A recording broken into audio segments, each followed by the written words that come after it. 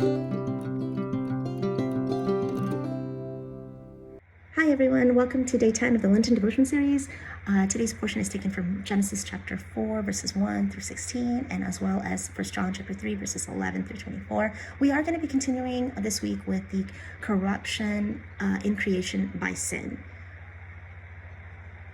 And so when you look at the first portion, which is Genesis chapter 4, verses 1 through 16, it's the story of Cain and Abel. If you guys haven't had a chance to read the portion, I do encourage you to do so and then come back and join the devotion. So in the story of Cain and Abel, we see Cain and Abel both offering sacrifices, but of course one of them is accepted and one is rejected. Cain's sacrifice was rejected by God, and because of this, Cain is jealous of his brother, and he kills his brother. God, in hand, banishes Cain from the Lord's presence. So when we look at the Old Testament, we do see that sin is the reason for God having to make some pretty big events happening in the Old Testament. So if you look at different examples, for example, in Adam and Eve, we see them being disobedient, and because of that, they are banished, or they're let out of Eden, the Garden of Eden. And then, of course, as we just mentioned, Cain and Abel. Cain was, banished from the Lord's presence. And then the story of Noah.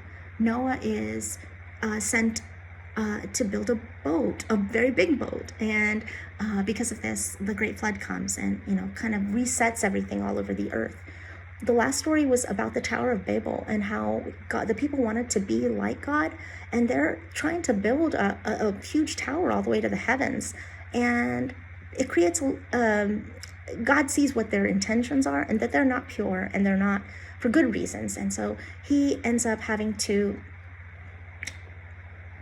cause confusion by creating different languages amongst the people, and that stops the building of the Tower of Babel.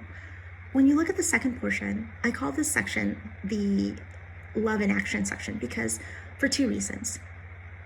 Right off the bat, we see a section shortly dedicated to don't be like Cain.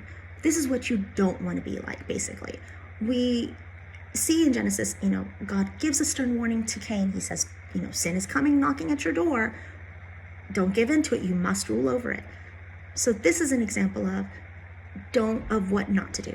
But if you continue on in 1 John chapter 3, you also see that God is giving us advice to let us love in words and in truth. So basically, God is telling us, he sends his son to us to love, to show his love by dying for us.